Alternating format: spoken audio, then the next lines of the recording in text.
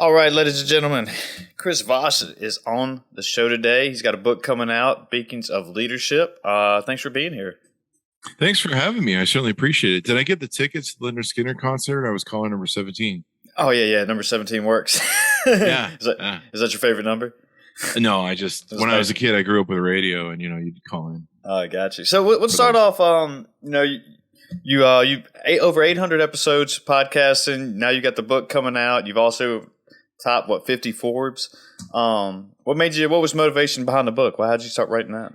I tried to write a book about 10 years ago, but the iPad had just came out. I think there's a letter I have that's around here somewhere from O'Reilly that said, with the current marketplace, we're not taking on new publishers. And I've been messing around with doing a book for the last 10, 12 years. And I'll write it this week.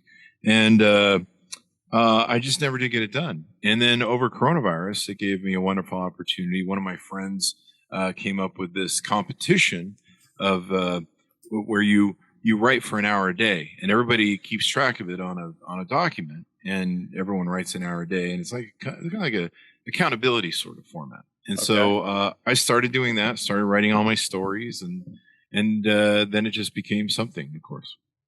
So have you always been a writer, or is this just you decided to during the pandemic just to? I've always been a writer in the fact that I've always been a big mouth. So I write on social media. I've always written stuff going back to my childhood when I started writing little poems and prose for my friends in fourth grade. I didn't really ever think of myself as a writer, although I, wrote a lot of long Facebook posts and, other things, blogs and things of that nature. And I just didn't think I was ever skilled at it, but that's what editors are for, right? Yeah, I've never really wrote anything in my life, except a couple essays and from a master's degree, and but other than obviously college. And then that was one of the reasons why I didn't go on to get my doctorate, is just because I didn't want to write anymore write a whole dissertation and all that good stuff. So, but I admire people who can sit down and write, especially a book. It's it's time consuming. There's a lot of skill into it, and yeah. I've lived an interesting life. I started as an entrepreneur at 18, and I've always been kind of what they call a griot in African times. Back in the day, before we had ways to write stuff down, there would be a local historian that would be in the tribe, and that guy would be, or gal, would be the person who would keep the history of the tribe and pass it down and tell everybody, and then pass it to the next historian. And so I'd always been telling all my stories because I've had all these adventures, multitude of corporations that we built, our little empire, all the different things of my adventures of all these years, and the interesting things that happened to me and lessons I learned from them, good or bad sometimes. And so what I did for years, I've been telling these stories, and I'm like, I got to put these in a book. And I knew they would eventually, go into a book. So that's what I did. I finally put all my stories that I've been keeping and repeating and driving my friends crazy. Yeah, I've heard that story, Chris, again. And just put them into a book. And there it goes. It was kind of easy to blast out the first 35,000 words because it was just telling all the stories that I've been repeating to myself to try and memorize them, and then trying to remember old stories. Yeah, I have a lot of respect for people who write books. I have a lot of people who write books on my show, and I've always respected them because I've had a lot of friends that are authors. But going through the process, you really respect authors after all this stuff. Yeah, really. So, especially after editing. So when you were writing, was it an hour a day, or did you force yourself?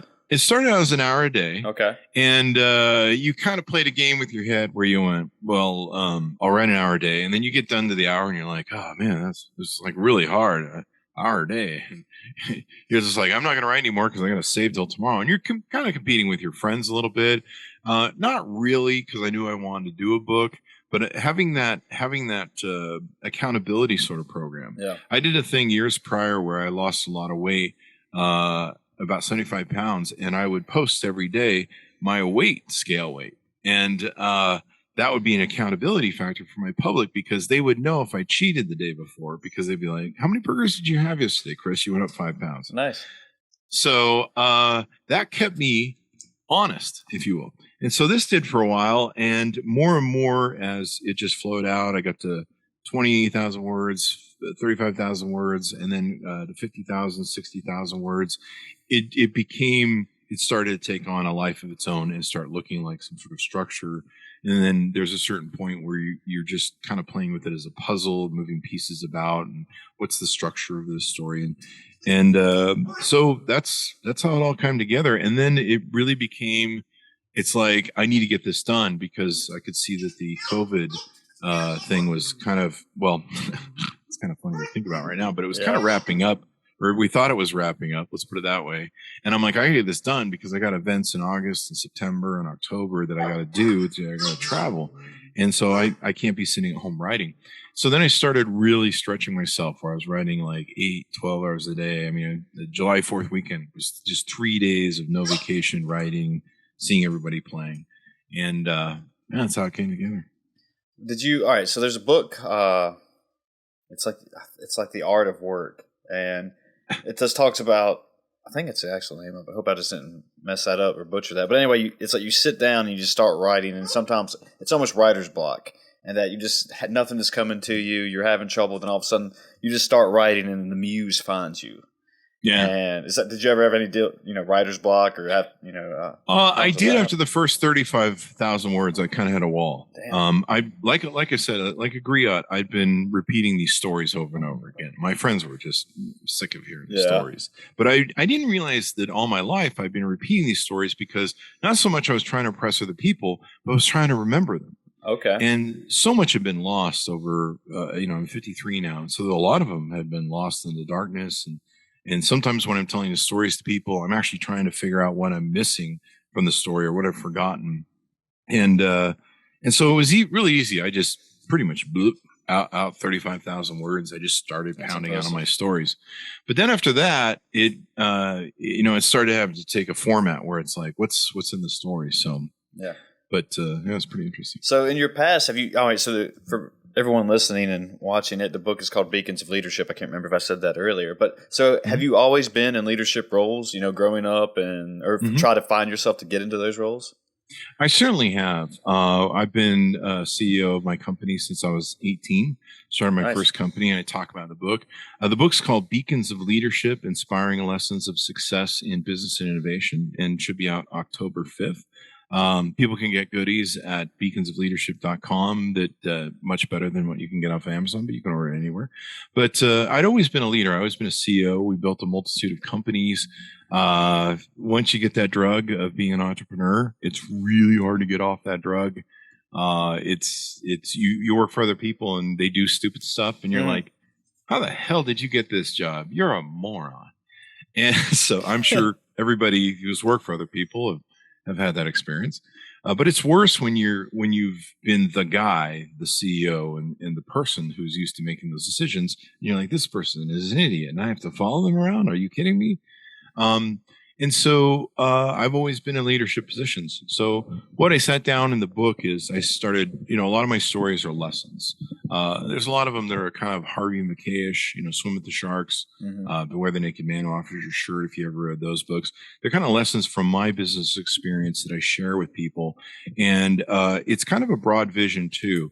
We were all C corporations. At one time, we had over 100 employees working with us at Cincinnati Bell. When I oversaw Cincinnati Bell facility, there was over 800 employees.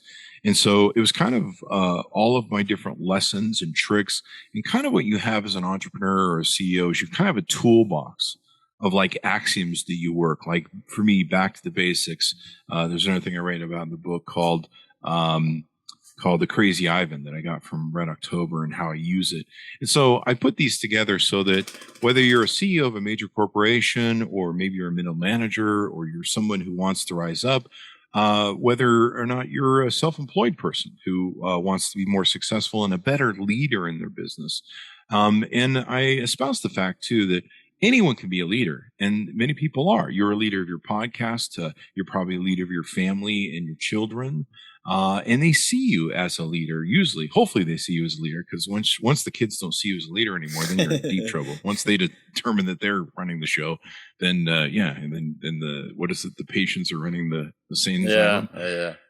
So that's what I put into the book so far.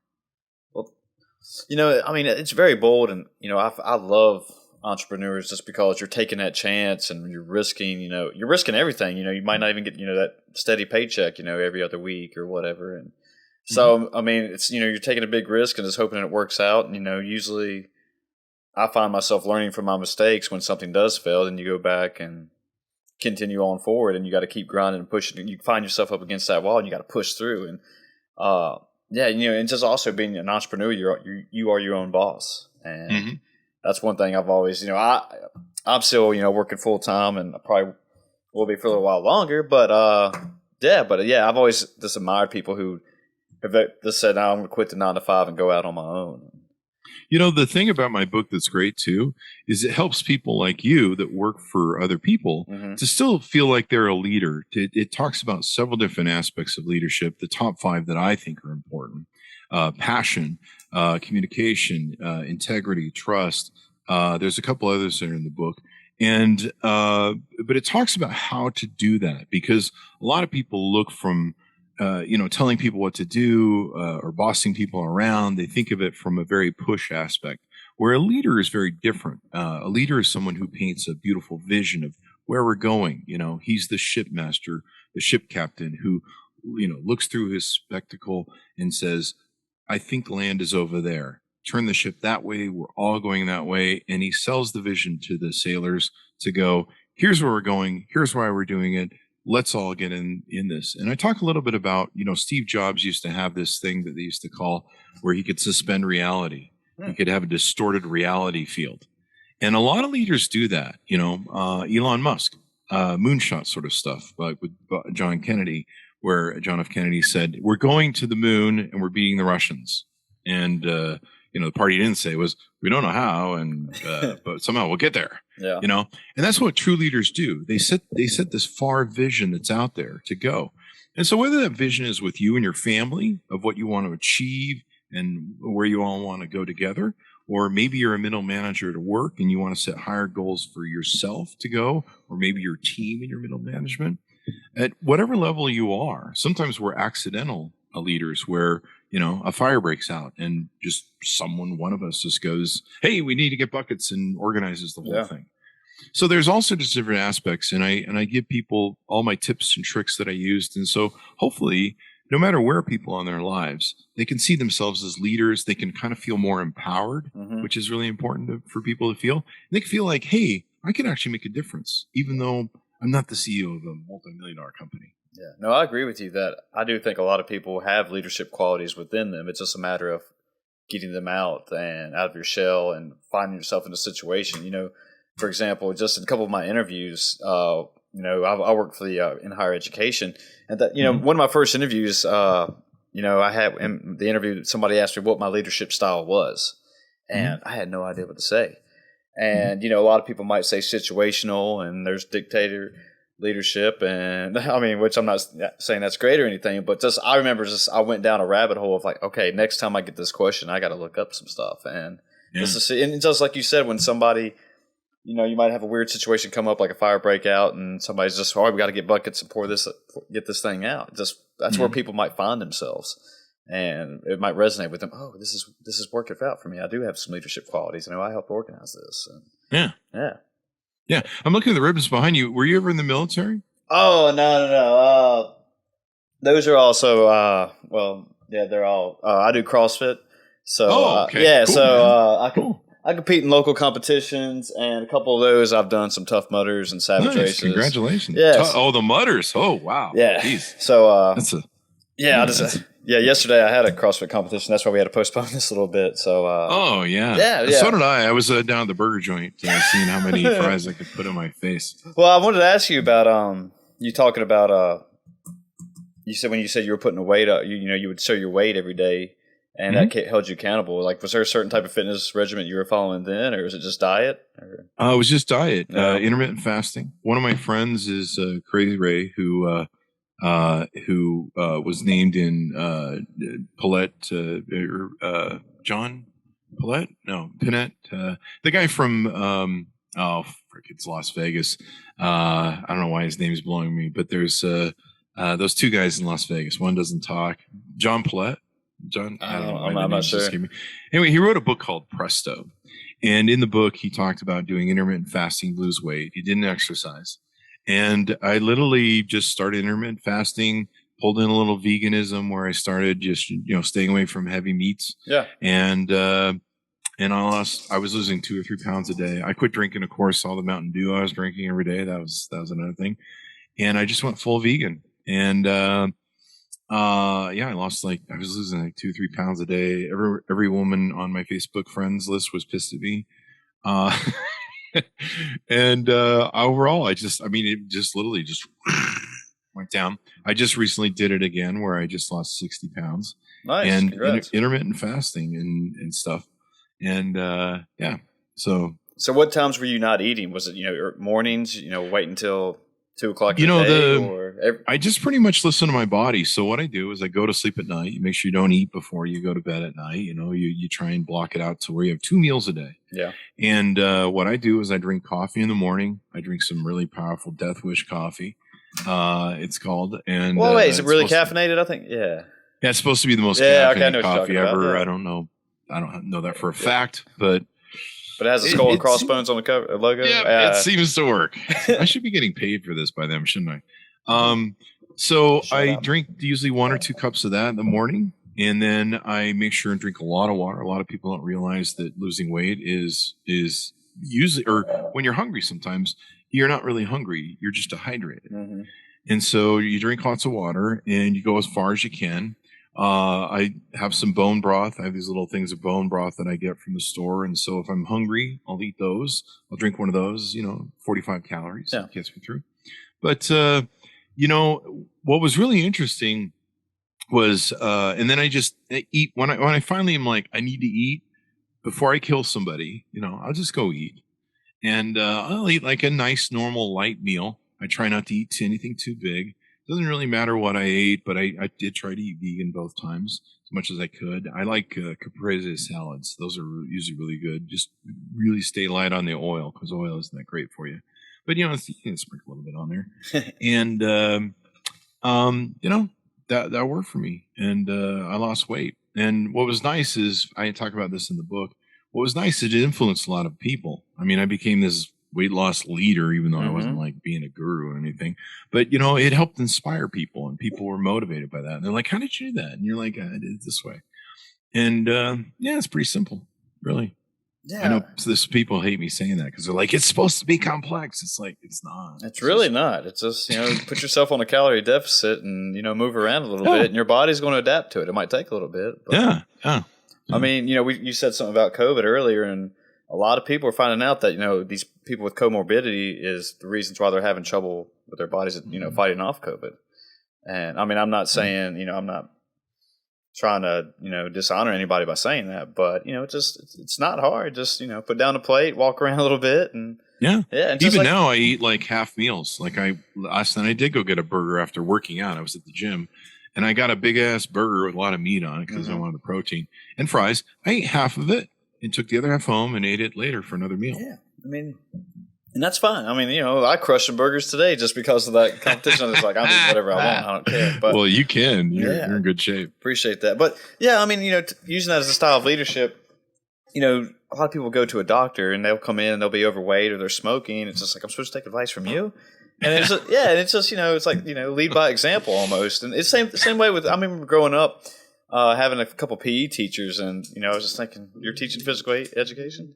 Oh, okay. Yeah, that was most of my PE. Yeah, I think I had the big old pot bellies and they had the shorts that were too small. I think a lot of people can relate to that one, but it's just I don't. What's going on here? But how come I got to run 4 laps? Why don't you run 4 laps, buddy? Yeah, seriously though. Yeah. So, but I mean, a lot of people, you don't think that people are looking at that, but they're taking in what they're saying. So, and lead by example is a great one. And live by example too, because people, you can't walk around and be like, hey, you should be in better shape while you're eating that burger. Yeah, and then sitting there smoking a cigarette and just knocking knocking down burgers and drinking a beer, which I mean, I don't mind all that myself. But, Yeah, I mean, you can if you're in shape, Mm-hmm. you can't probably do that all the time. But No. for me, I eat one burger and there's 10 pounds right there that goes on the next day. I hear a lot of people just talk about how they eat just so, or no, they work out just so they can eat whatever they want. And I was like, That's like not.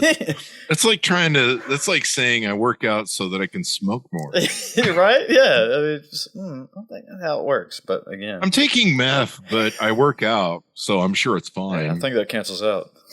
Yeah, exactly. Yeah, exactly. What I love is I don't know if you've seen this, but I've been going to the GNC store lately because I've been buying the whey protein and stuff. Mm-hmm. They have like candy whey protein. They have like Oreo whey protein. They have like birthday Twix, cake or something. Birthday cake. Yeah, those. Yeah.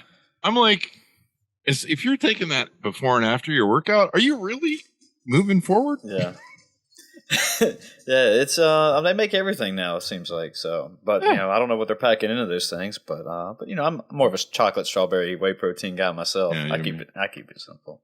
Yeah. But so let's talk about some of your jobs. I mean, like, so these leadership styles. I mean, was there somebody you were looking up to in your life, and that's where you tried to situate your leadership style, and like, hey, I like the way he does things, or he or she does things, and So early on in and I talk about this in the book, I lay out the whole path of my Okay. journey.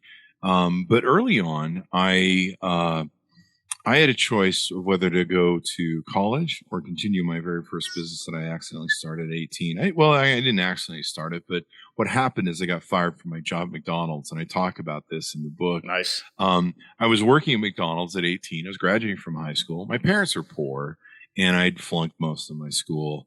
And we knew that a Pell Grant was going to be for me to go to college. That was my key to going to college. My parents were struggling. And they're just like, you're going to get a Pell Grant. You're just going to go to college like an idiot, and you'll probably have to work through college. Mm-hmm. And I had this boss at my McDonald's who was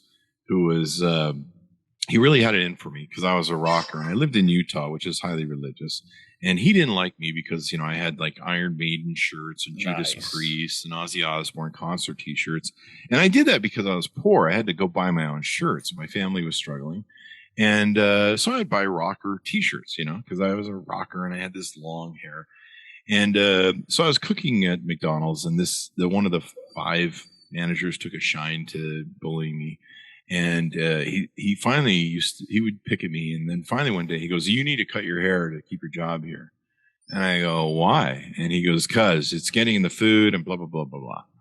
And I kind of put him off for a couple days because there's rotating managers there at McDonald's. Yeah. And then he saw me again, and he's like, "Next time I see you, if your hair's not cut, you're fired." And I'm like, "Huh?" And I went to the other managers. They're like, this is how it works around here. And so I really started thinking out of the box, like I talk about in the book, and I teach people about how to think out of the box and innovate in the book. And I thought, well, how come other people don't have to do this? And then I'm like, hold on, women have long hair that are working here. What do they do? So I took a look at what the women were doing. They had long hair, and they would buy like this cheap hair bun that would go underneath their hat, their McDonald's hat, and it would curl up their long hair and hold it up. Yeah. And, no one was the wiser. So I did that. I went and bought one and started curling my hair up, hiding it underneath my hat. And he was so proud of himself. He didn't notice. He didn't realize what I'd done. And he was happy. He's like, I won. I neutered this dude with my bullying. Yeah. And I was happy too, because I'm like, I've outsmarted this moron. So a couple months went by, and one day he caught me in the back, putting my hair up or pulling my hair down out of the hair bun, and he was livid. And he was livid because he thought he'd outsmarted me, but I'd outsmarted him, and that just made it worse. So he fired me on the spot, and I was like, oh, great, now what do I do? And here I am supposed to go to college, and I still don't know what I'm going to do. I'm just this lost kid. And all my years of being a teenager, I'd helped my father with his stucco plastering foundations business, and I knew the trade. I hated the trade, hated the work. His blue collar stucco work, but I knew the trade because I'd helped him all the summers working with him. Keep him out of our mom's hair during the summer. Mm-hmm. So I came home, and he had since left the business, abandoned it. But he still had like all the tools and stuff in the credit line at the builder supply. And so I said, I don't know what I'm going to do. He goes, well, you got to get your stuff together. You're 18, man. It's time to get out of the house. And he said, why don't you do this? You know how to do my business, my subcontracting contractor business. It doesn't have any clients. There's nothing going on with it, but I have all the tools you can use, and you can go use the credit account to get whatever you need. And all you got to do is go hustle new clients, and you can make some money. And I didn't even know that I was starting a business. I didn't know that I was being an entrepreneur. No one was like, you're about to be an entrepreneur. I just was like, hey, I need some money, man. Yeah. And so I went and started the business, and unbeknownst to, and it was kind of hard because I had to go out and sell contractors, and they're looking at me going, who the hell are you? You're just some whippersnapper kid, and how do you not know what you know? And so in the book, I talk about a lot of different aspects of starting the company and how I won over their business. But in the end, about 3 months later, I had built an $18,000 a year business, which is pretty cool if you're sitting at home and you've got a car paid for, and you're that's a lot of money, especially back in my day when I was 18. So I was able to go back, and I tell the story in my book about how I went back to the McDonald's manager, asked for him to the counter, shook his hand, and thanked him for improving my life and firing me. And it was one of those beautiful movie moments. And I basically said, shaking his hand very kindly, I wasn't rude, but very nicely putting it to him that I now make more than you do. And I'm only 18. You're some guy, with a wife and kids who's probably in his 20s or 30s. And thank you very much for firing me. You gave me the best gift you ever could give me. And I never knew how great that gift would be until all these years later. And you just pinch yourself. I like that you find these moments in life that, Matthew McConaughey wrote a good book called Green Lights, and that just these little moments you can see yourself, just a light bulb goes off like in the cartoons above your head, like, oh man, like this is my moment to actually, turn this into a positive attribute or whatever. And you found it. And that's, and I'm always out there looking for like those opportunities or green lights. And like when something like that happens, a lot of people just either reject it or ignore it, and they just keep going on with their same steady lives. But one thing is that, I was talking to somebody a couple shows ago, and they said that a lot of people are scared to be successful just because they might be scared of that change or scared of, okay, what if this does work out for me? Then what happens? And they're afraid to go down that road, Yeah. And I'm sure some people have had that, happen, and that it didn't work out the way they planned. But, stories like yours, though, look, yeah. And I went through that too. As you go up through the thing, you start breaking different barriers that you have. Tony Robbins, I think, refers to it as a thermostat. We kind of have a certain temperature range that we're comfortable at, but going beyond that, we're like, I'm way out of my comfort zone. I don't know where I'm at. But what you mentioned earlier, I talk about in my book. These times of adversity, times of struggle, times of hard change that's been put upon you, that's the best time to take inventory. Be grateful for what you have, because that's all you have left sometimes, especially if you've gone through a loss of people or things or whatever. The best thing to do is take inventory. Okay, well, I lost that. That's gone now. What do we have? What do we have as our inventory now that we need to be grateful about? And what can we build with what we have? There's some times where I've lost things and I've just felt like I just have a couple sticks and I'm going to have to just rub them together for fire and warmth. And it just feels that way sometimes. And you've just got to do that. Sometimes I feel like a boxer who's been beaten to the mat and you're bloodied and thank God the bell rings and you can crawl back to your corner and you're just buying time to get to the next round and hopefully you can patch yourself up and go. But usually in those moments of adversity, life is trying to tell us something. I don't believe in destiny, like life or a giant puppet master in the sky decide to be a jerk to you one day. A lot of times life teaches lessons because we haven't learned the lesson. This is why it's important to pre-educate yourself. And so what we have to do is sit down and go, what lessons do I need to learn from this? Like, how can I do better? What lesson what is this trying to teach me right now? Or what can I learn? Or how can I take this moment and turn it into something constructive? And a lot of what happens to us in life isn't so much what happens to us, it's how we respond to it. Because you can sit all day and cry about it and go, oh, boo-hoo, poor life is mine. You can spend the rest of your life carrying that cross going, this happened to me in 1975 and I've been dragging this thing for 50 years. Or you can sit and go, how can I, make lemons or lemonade out of lemons? And you can go, where is this? And that's really, those key moments are really important to sit down and go, what do I have as an inventory? How can I make this better? And hopefully you come out of it. Yeah, I mean, I agree 100%. Like you said, you moments in life feeling like a boxer just beats you down. But that's where a lot of people kind of find out. When I say a lot of people, I mean, in my opinion, I would think that when you've been beaten down like that, that's where you find out who you are. You find out, I can just keep sitting down here taking these beatings, or I can get up and do something about it, and make a positive change in my life. And hopefully, a lot of people do that. But can't say one of the cool stories that I tell in my book that was extraordinary is my friend of 13 years, or my friend of 22 years, my business partner of 13 years, a man I could trust like Michael Corleone could trust his consigliere, beyond a shadow of a doubt. We'd been just ride and die buddies for 22 years, 13 years in business. One day he comes into me and hands me the keys and tells me he's driven one of the companies we have that he was supposed to run. He's driven into bankruptcy. And his hope is that it will take all the corporations into bankruptcy and he can walk free from the debtor corporation zone. Instead of just coming to me and say, hey, I want to leave the corporation. Can you pay me some money to leave? He decides just to take everything out, and that'll absolve him of all the debtor corporations, which was idiocy, but there you go.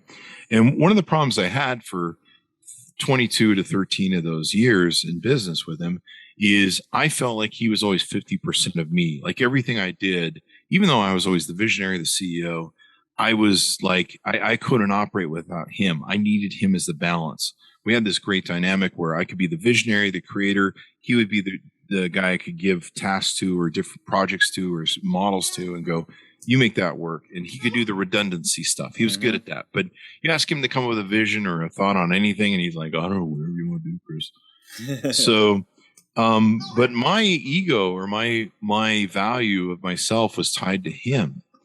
And, Howard Stern had a similar problem with Jackie Matling, the joke guy, where when Jackie left, he felt like he'd lost his mojo and that Jackie was really a big part of his mojo. And what Howard Stern found was that, no, he'd really always been the guy.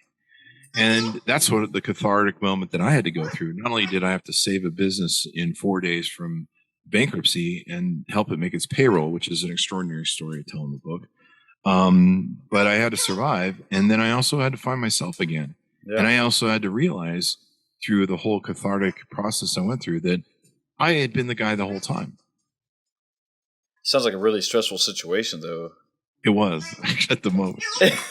Well, how do you do it? I had 4 days to save a company from bankruptcy. I was going to say 4 days, and you got bankruptcy right there. And yeah, I mean, he literally said, you're not going to make payroll. It will take the company right into bankruptcy and drag all the companies down into bankruptcy. Damn. I mean, that's, I don't know what I could have on my head there thinking about that type of decision making and that type of stress. I mean, how do you deal with stress, though? I mean, being in your type of positions. After a while in business, it's kind of like being a dad, I think. Fathers are really good at this. They just ride it out. They just grit their teeth and go, get me through another day. Yeah. And you just man up, take it on the chin, and you just work through it. And that's kind of where you become in business too. You just, after a while, you're just like, okay, whatever. I mean, at the moment that happened, he tried to quit a year earlier. So I kind of knew that we were having some issues, and I talked him into staying with the company, which I shouldn't have done. I discussed that in the book, but I had about 5 minutes to cry about it, and not really cry, but just sit there and go, what the ever living what? And, I had a moment where I had to make a decision. I had to go, do I crumble? Do I let him win? Do I give up? Or do I fight? And it's just one of those things in me that I've had since I was very young, that if you put me in a battle situation, I will fight. Yeah, I love that. Yeah, like Yeah. that's what we talked about this a little earlier. Yeah, you got to keep Yeah. fighting, man. To get where you, to get where you want to be. I mean, if you have a set goal in life, I mean, Yeah. just like we just said, you gotta fight or just lay there and take your beating. But Yeah. And there wasn't any time to sit around and cry. I had I literally stayed up for, I think, for 48 hours straight, drinking tons of coffee and Mountain Dew. And I knew nothing about his side of the business. He'd been running it for 13 years. I'd started it, but I turned it over to him after a couple of years, and I had to go relearn everything, get reacquainted with all the employees, and the customers, and find out what sort of stuff he'd done. But it's an extraordinary story, and it's a fun read. All my different adventures that I go into, usually people enjoy. when you're making these type of decisions at this level of professionalism that you're at, do you find yourself, just through situations and life experiences, okay, I know what to do in this type of situation. I'm going to make X decision, or it's like you don't want to make it on the fly. I want to go sit and think about this for a couple of days and then work out pros and cons. So that way I can know how to make the best decision for myself and whatever companies I'm leading at the time. I'm usually a focus group sort of guy. Okay. Now, if it's something that I have experience on and I've done it really a lot, and I just kind of know what to do. I mean, I can build a business in just the basics of it, filing and all that stuff. I can do that in my head. I can do that in my sleep. But unless I know exactly what to do, and I'm not sure about something, I use what I call a virtual board of directors that I talk about in the book, where I ping lots of different entrepreneurs. I have a huge audience and a lot of friends, and sometimes I'll ask people on Facebook. I'll be like, I have this idea on this, or I'm dealing with this issue. What do you guys all think about? And it's really interesting. The great thing with social media is you can use it as a collective focus group. And, we did that with the cover of the book.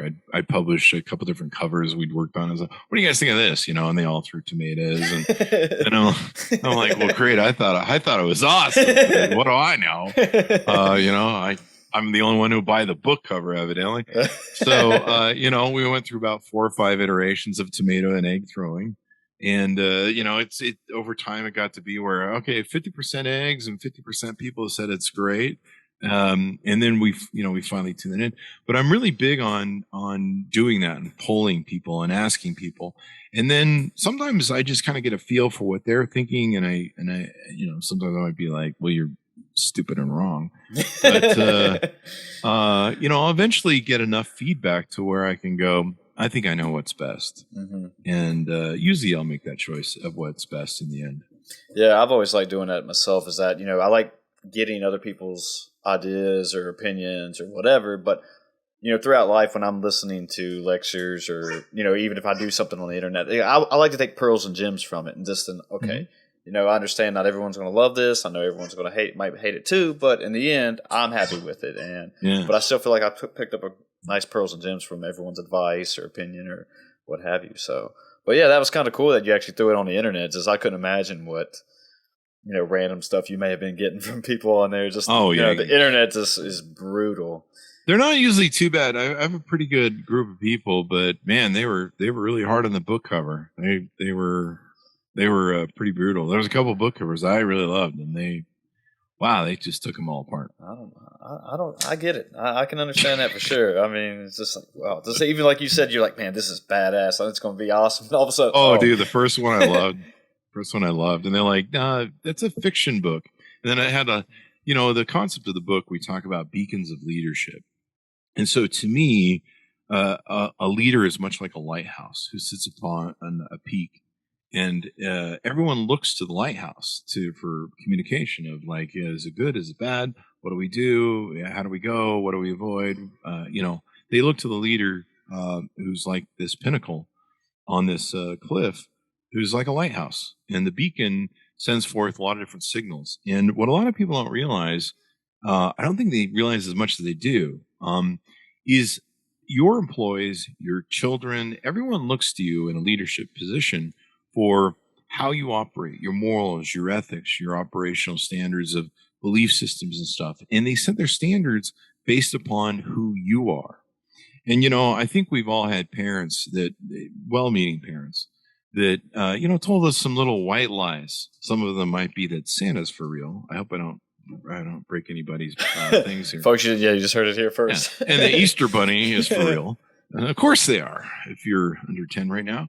But I could see some 30-year-old lady right now going, what? She's just screaming at the radio. What the hell? So, they would tell you, some little white lies just to keep you in line as a kid because, we're kids, we're a little crazy. And, but after a while, like sometimes your parents would say, don't lie. Don't lie, kid. Yeah. And then, you catch their lies and you'd be like, wait a second, you're full of it. I caught you lying and you tell me now you're a hypocrite. And so one of the things that I point out to people is that as a leader, you don't want to be a hypocrite. You need to live your values that you're espousing, you're broadcasting through your beacon to other people. You need to be mindful of what you're communicating to people, whether it's your passion, your ethics, your trust, your morality, inspiring other people and stuff. And so we talk about that in the book. And one of the other things I talk about is being a passionate leader and how to develop passion and caring about what you do and having that come across, because people follow a passionate leader. They'll follow a passionate leader off the cliff, especially if you've ever seen politics. But passion, you think about all the great passionate leaders, Steve Jobs getting up and giving passionate speeches, Martin Luther King, John F. Kennedy, Churchill, we shall go on to the end. We shall fight in the oceans. We shall never surrender. The power of the passion is what drives people and it gets people behind you. And whether you've been in the military or anything else, having that broad vision, those goals where you put forth the passion, where people are fired up about, I'm doing something for my country. I'm doing something that's important. I'm saving freedom and democracy. And I'm willing to give my life for that. That is powerful. And if you could inspire people to go to that bigger vision and give them a vision to work for, people will do almost anything for you and follow you almost anywhere. It's sometimes in the military, people will give their lives for the vision that they believe in for this country and everything else. It's quite magnificent, beautiful, and sad at the same time. But to have that extraordinary leadership that you can give to people is the highest value, in my mind, as a leader. So I talk about some of those different aspects, how to develop them, how to do it. Now, I can be somebody like, my father was, he's a bit of a dictator. He was a good man, but we were awful kids. And, he'd pull out the belt or start shaking and moving his body. You want me to take this belt off? Because you know what happens then. And, you can lead by dictatorship or authoritarian rule where you can say, you do this or else. Yeah. But if you can touch people's heart and minds and inspire them and infect them with your passion by being passionate, you can get people to do a whole lot more and they'll care and love you and follow you for it. Yeah, I agree. I feel like there's some cases now that, just with so many things can come at a person all in their lifetime, that's almost hard finding their passion now. And that, they're jumping around and say, oh yeah, I want to be this today, or I like this tomorrow. And then all of a sudden it's just, even, you could say me for an example. You're still like, I've asked myself before, like, what am I truly, truly passionate about? And I don't know if I could 100% give a true, honest answer. I have things I like, but it's like, am I truly 100% passionate about it? So, yeah, I agree 100%. But when you find somebody, just like, when you're talking about it right there, I'm getting kind of amped up. It's like, oh man, this dude, let's do it. Let's get amped up. Let's go. Let's go mudding. Yeah, let's go. Let's run through a brick wall there for you, man. So. But you're passionate about your children. I assume you have children because I keep no children, 2 dogs. Oh, 2 dogs. I thought I heard kids in the back. No, one of them. You're passionate about your dogs. Yeah, right? I am. Yes, I am. Yeah, just except sometimes when I start doing this, they start getting a little annoying. Yeah. But you get passionate maybe about working out or your mutter stuff. Yeah. And that's like hard to get fired up for. That's a lot of work. It is. Yeah. But being able to get that in, and you probably, when you go to these events, you're firing each other up and motivating each other, and everyone's competing. That's a good place to be.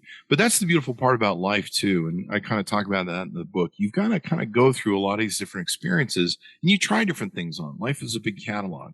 You try things on. You go, I don't like the way these jeans and shirt fits on me.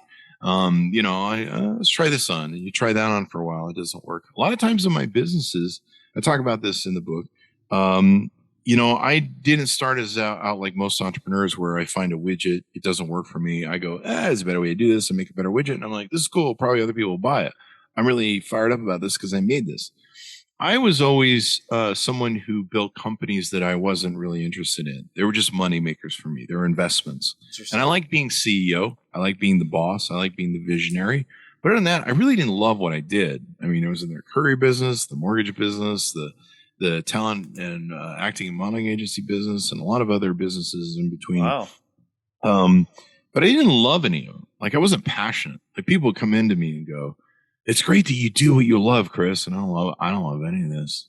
Like, I like being the CEO. I like being the boss. I like being the guy who the buck stops here. Like, all the pressure's on me. Like, there's no one you can turn to and be like, hey, can you take this? You'd be like, okay, I got to come up with the answers today or we're screwed. And I love that. I love the challenge of that and being able to beat it. I love to innovate, but I never loved anything. Probably up until recently, about a year or two ago, when we changed my podcast to a different format, and then I fell in love with it, and I love the crap out of it. And I like my book too. beaconsofleadership.com, wherever great fine books are sold. Earlier you said you were a rocker. Have you been a musician, or were you just in love with the music? Or I was in love with the music, and for a while I tried to play guitar. I bought a bunch of guitars and had customizations made to them, and nice. I loved it. But I played piano as well. But I just, after a while, you just go, look, you don't have a talent for this. I've done that with photography and a lot of different things in my journeys and adventures over the years, where I've tried stuff on and like, this seems like it'll be fun, and then you're like, this is more work than I. Yeah, it's like photography. I love the editing part. Not so much. Same thing with writing a book. I was the writing part is actually really easy. I was going to bring up the same thing. It's the editing that just makes you want to. I remember I was kind of starting to lose my mind. I think most of my friends were like, we might need to have him committed. Because I was spending 12 hours a day editing the book and pre-editing the book for the editors, and going through it and trying to structure it. Because once it's on paper, it's kind of a puzzle, and you got to go, well, should this part go over here? And sometimes it's really murky as to how to tell the whole story and everything you want to slam in there. And sometimes you gotta throw stuff out and go, save that for another book. And it's a real struggle, but the editing, I would call up my friends and be like, what? I'm going to throw this whole thing in the toilet, 60,000 words. I don't care anymore. I'm just done. Wow. And fortunately, my author friends I surrounded myself with, they're like, listen, when you reach this point, you're almost there. When you're just ready to, jump off a cliff, you're almost there. Just hang on, just get through it. Just power through, man. Just, and one of the aspects I always use, and one of the things I always remind myself is, and in moments like we talked about earlier, like my friend pulling the rug out on our companies, sometimes you look at the elephant and it's big. And I always just use the concept of just eat the elephant one bite at a time. Just take a bite and chew, and just take a bite and chew, and just keep trying to get in there. And eventually that elephant will probably be gone, or you'll die. One of the two. Elephant overdose. So for somebody, thing? Yeah, I don't know. I've never heard that, but I kind of like it. Google that. People are probably again screaming right now. That's not even a thing. That's not a thing. What's this guy talking about? But no, we'll be next week. So taking one bite of the elephant at a time, would that be some good advice you would give up to an up and coming entrepreneur, somebody who would want to follow your lead and just say, hey, that's what I want to do. I want to be my own boss. I want to be CEO of my own companies. Yeah, I lay out how I went through the process, because I didn't set out to be like, I'm an entrepreneur. In fact, back when I did it, no one did entrepreneur stuff. It was like, what are you doing? And I didn't, even when I started my company and started my business card, I thought, it's cool. I have a business card with my name on it. I didn't really even understand what I was doing or how things were working. But I lay out the process that I go through in the foundational process of becoming an entrepreneur, what the experience was like, how my headspace was. In fact, I didn't realize it, but early on in my childhood, I've been an entrepreneur and I've been acquiring clients and selling deals and stuff. I just had no idea. I mean, mowing lawns and having a clientele for mowing lawns, that was an entrepreneurial business. I had no idea. No one ever, I was just trying to make $5 mowing lawns. I mean, I just, that was for those days. Gone are those days. But I think the last time that was my stomach. Sorry, I'm probably hungry. No, it was a dog's balls. Yeah, you gotta love dogs.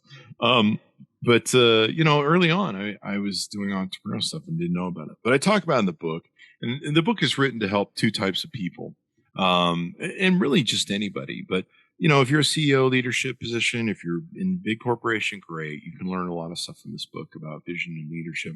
If you're a self-entrepreneur, employed entrepreneur, just starting out, or maybe you're in your midst of it, I share a lot of great entrepreneurial lessons and stuff. And I put them all together in what I call the CEO toolkit. And at the end of every chapter, I surmise some of the different aspects, the key aspects to take from it.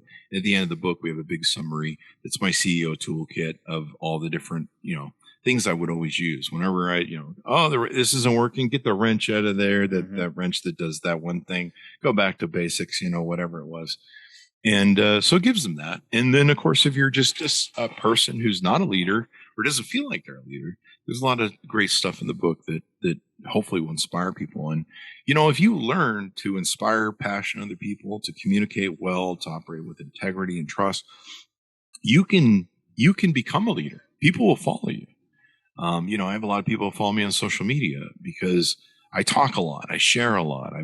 I'm very passionate about what I believe in. And some people disagree with me on whatever it is, but they follow me anyway because of that passion. They go, Chris is full of it sometimes, but he's really interesting to watch and follow.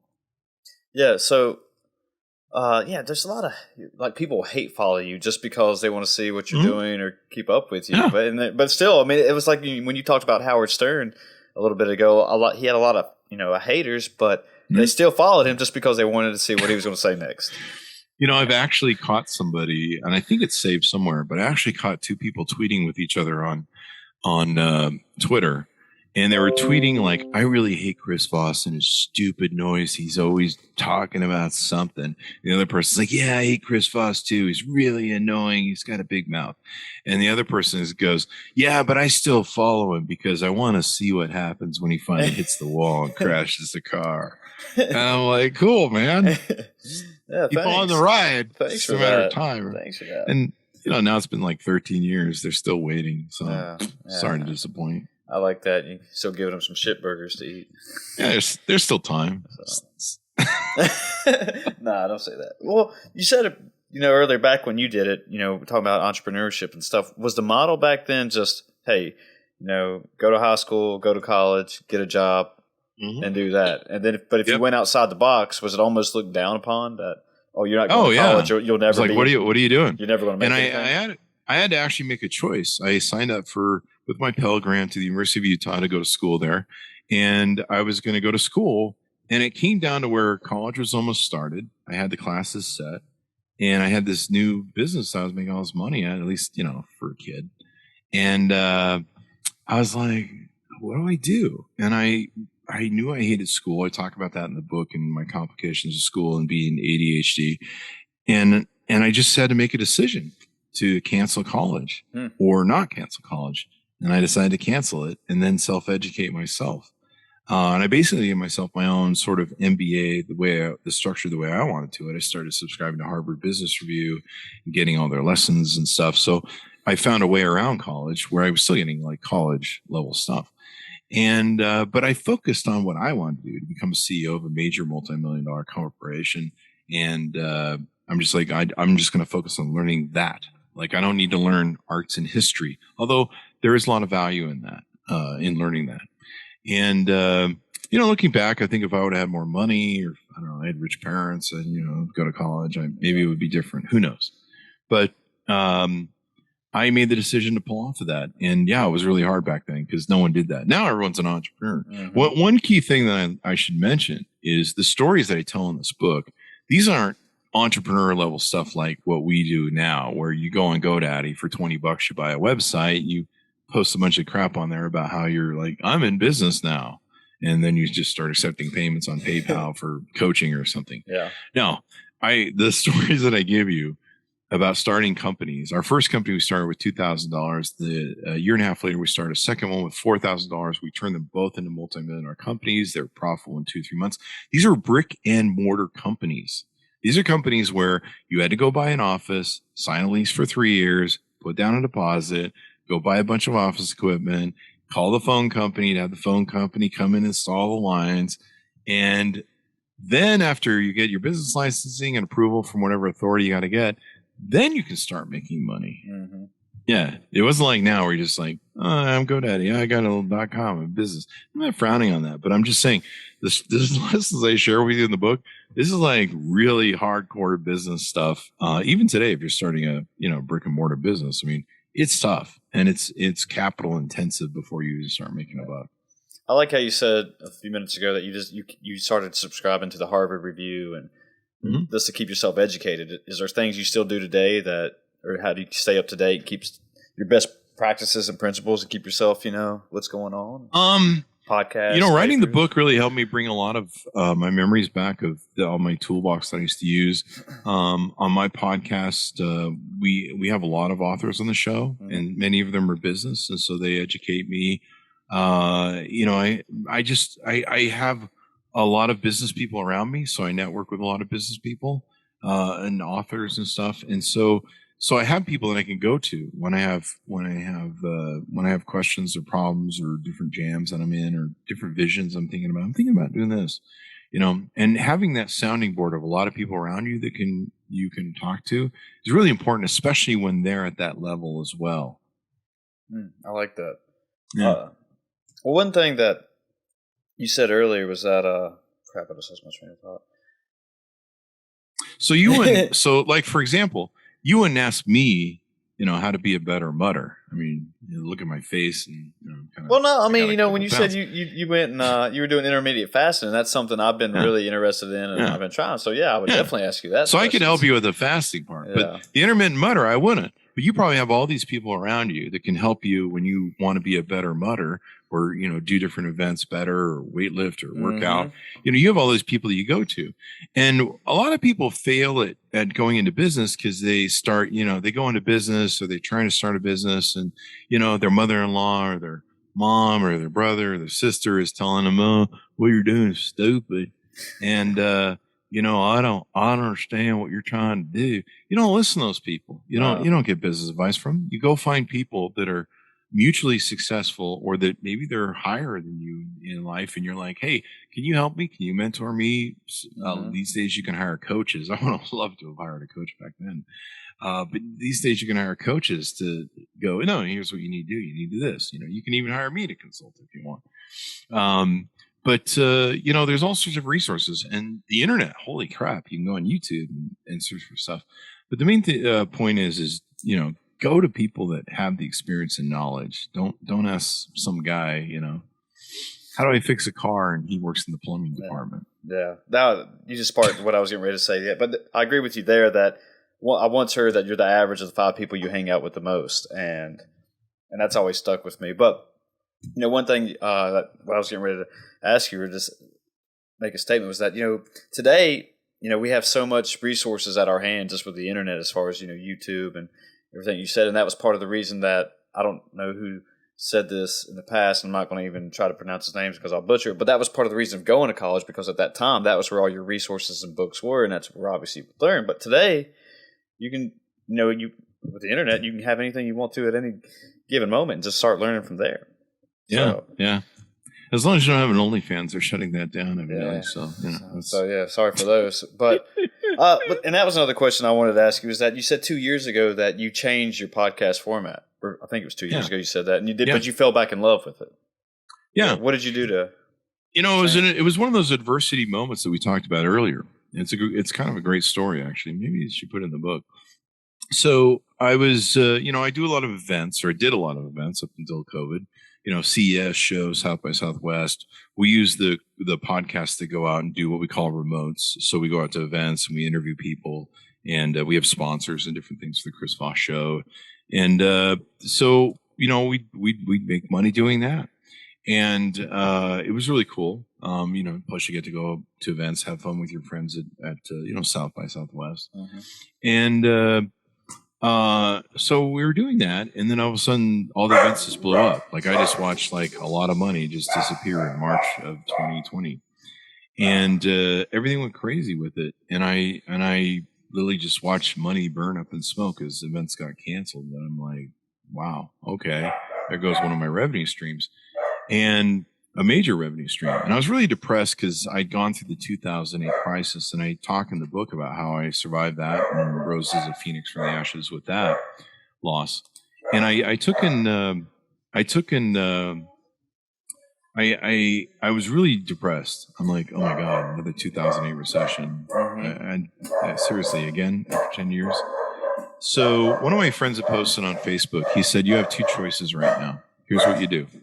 You either be a lifter or you find a lifter. And just like I talked to you about earlier, I sat and said, okay, find a lifter or be a lifter. Yeah. What do I want to be? Well, what are my assets? So that's what I did. I said, what are my assets in this moment? What do I have left that COVID hasn't taken away from me? I have my health, and I have a podcast, and a lot of people listen to me, so I have the ability to inspire them with that podcast. So I said, okay, so I'm going to be a lifter. And it was really hard if you go back and listen to about the first 5 episodes, because I'm cracking up and I'm having a hard time, but I'm trying to dig in my toolbox from 2008 and tell people what they should do right now. And maybe this is, 2008, I lost all my companies, and I had to refine myself again and refine some companies that work. And it was hard because nothing was working economy wise. Like everything I would start was just, that is going nowhere. No one's spending money. And so, but it was a great time to become an entrepreneur. And this is probably a time that we're going to have more entrepreneurs coming out of this time than ever before. And so that's what I did. And so I decided to be a lifter. And up until then, the podcast for 11 years had been us interviewing business tech people and CEOs. And I kind of gotten really burnt out on it because it was just kind of the same old. Oh, you start another startup. Okay, great. And it's got an app, and, it just wasn't my thing. And I was like, I want to talk about life and everything, because life matters. And coronavirus kind of taught us all that, hopefully, that life matters and it can be taken away in a heartbeat or in a pandemic. So I thought I want to do something that changes the world better and interests me from a lot of different perspectives, because I track a lot of things. And so I said, you know what, there were some people who were coming to me going, hey, we want to put our author on our show for a book. And I'm like, that's not a business book. We don't do that. And I was like, screw it. We're going to take authors that write about everything. We're going to have them on the show, except for romantic authors. And there's only so many times I can hear about sex on the beach. Oh, they had I can't do that interview. They had sex on the beach again? Who saw that coming? So we opened up the show to all sorts of authors. And across them, there was the George Floyd racial thing that came up through that year.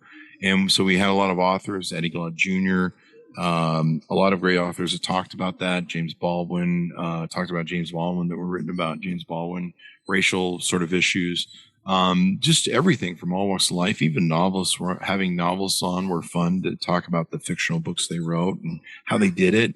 And to me, it was just a lot more fun. And we had a lot of great people from all the different journalists and stuff. My vision was to get all the newspaper journalists I saw on TV and everything on the show all the time. And and so now I love it. I really love the crap out of it. I enjoy getting on it every day and going, what am I going to learn today? And what I love about it is I'm a front row seat with somebody who's an author, and they've spent tens of thousands of hours doing research. And I get to ask all the questions that no one gets to ask. And dig into their brains and find out, what did you learn? Yeah. And so to me, that's just fun. It's like having a front row teacher coach who's in front of you, and you get to ask all the questions. And we've had people on the show that, their road through life has been quite extraordinary. And sometimes my questions get to be really unique that you wouldn't see on any other show because I've watched them. And so, I get to ask the questions that I don't get to see. I've seen you on television a million times, but no one's ever asked you this. And this is what I always wanted to know. So, I like that, Chris. You said, just talk about your podcast, and you said life matters. And I think that's beautiful. And I say we end this on a good note and take this one home on that. There you go. Let's do it. So before we get off here, if anybody wants to find you, find your book, How do they do that? Tell them right now.